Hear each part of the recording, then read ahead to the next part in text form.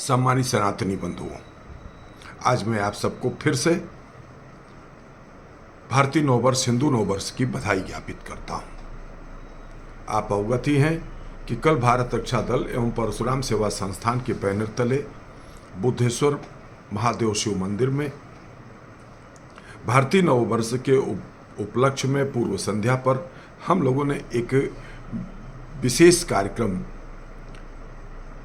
भारतीय नववर्ष हिंदू नववर्ष का भारतीय संस्कृति में महत्व एवं अन्य विविध कार्यक्रमों का आयोजन कर इस अवसर पर लोगों में अपने भारतीय नववर्ष के प्रति जागरूकता और संचार का प्रयास किया था कि लोगों में इस नववर्ष के प्रति आकर्षण और इसके महत्व पर लोगों को महत्व से जोड़ा जाए।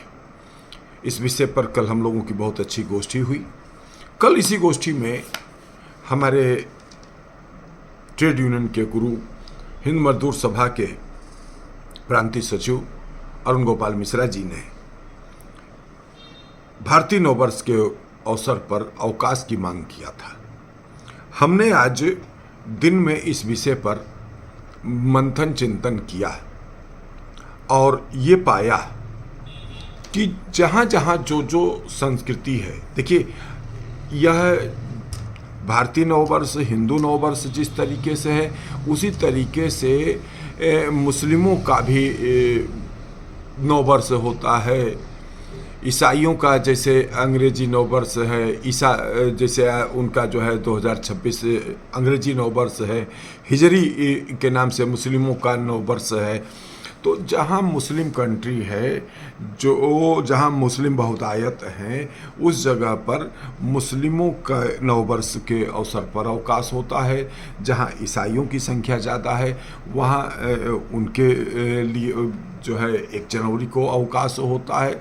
तो उसी पद्धति पर भारत में चूँकि 80% हिंदू समुदाय भारत देश में रहता है, इसलिए भारत सरकार को भी अन्य देशों से प्रेरणा लेते हुए अवकाश घोषित करना चाहिए।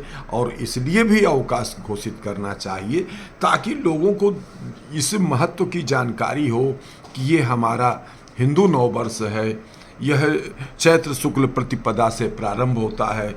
बहुत से लोगों को नहीं मालूम है कि यह संवत विक्रमी संवत 2083 का आज से 19 मार्च से प्रारंभ हो रहा है।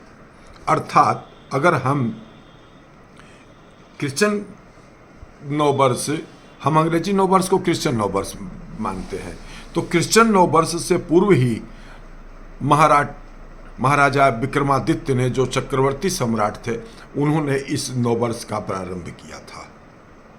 तो 26 और 83, तो हमें लगता है कि लगभग 60 वर्ष होने को जा रहे हैं।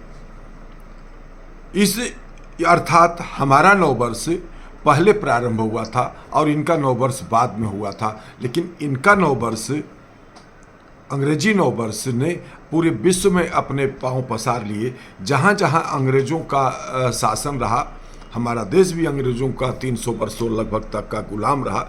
और यही कारण है कि उस गुलामी के दौरान एक जो अंग्रेजी नववर्ष के परंपरा प्रारंभ हुई थी, वह परंपरा आज भी किसी न किसी रूप में, मैं कटु शब्द का इस्तेमाल करते हुए मैं सभी के लिए ये नहीं कहूँगा कि जो है यह गुलाम मानसिकता के लोगों का नववर्ष है, क्योंकि देखिए एक परंपराएं चली आ रही है। ऑफिसों में, कार्यालयों में हमारा कैलेंडर एक जो है नए साल का कैलेंडर ये होता है, तो हम उसको नहीं कह सकते हैं। लेकिन अगर हमारा भारतीय नववर्ष के कैलेंडर भी हमारा, और देखिए सरकार वित्तीय वर्ष 1 अप्रैल मानती है, हमारा शैक्षिक सत्र भी अब अप्रैल से प्रारंभ हो रहे हैं।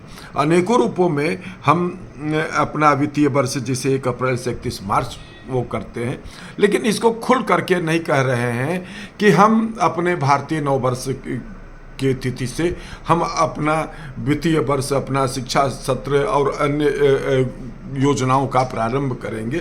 इसको लागू करना चाहिए और सरकार को इस दिवस पर यदि अवकाश घोषित करती है तो हम समझते हैं कि धीरे धीरे हमारी पुरातन संस्कृति, हमारी विरासत, हमारी प्राचीन संस्कृति का प्रचार प्रसार होगा। यही प्रधानमंत्री नरेंद्र मोदी जी का भी जो आज़ादी के अमृत महोत्सव के अवसर पर संदेश था कि हम अपने गुलामी के कालखंड के दौरान के समस्त पद्धतियों को समाप्त कर हम अपनी भारतीय संस्कृति को, सभ्यता को, संस्कारों को हम समाज में स्थापित करेंगे, हम अपने विरासत पर गर्व की अनुभूति करेंगे। तो हम अपने विरासत पर गर्व की अनुभूति तभी कर सकते हैं जब सरकार भी हमारे विरासत को प्रोत्साहित करने के लिए कार्य करे। मैं फिर से इस अनुरोध के साथ देश और प्रदेश की समस्त सरकारों से अनुरोध करता हूं कि भारतीय हिंदू नववर्ष के अवसर पर, अब तो आज का दिवस हो गया, लेकिन आगे से जो है विचार करें और इस दिवस पर अवकाश घोषित करें। धन्यवाद। जय मातृभूमि, जय भारत।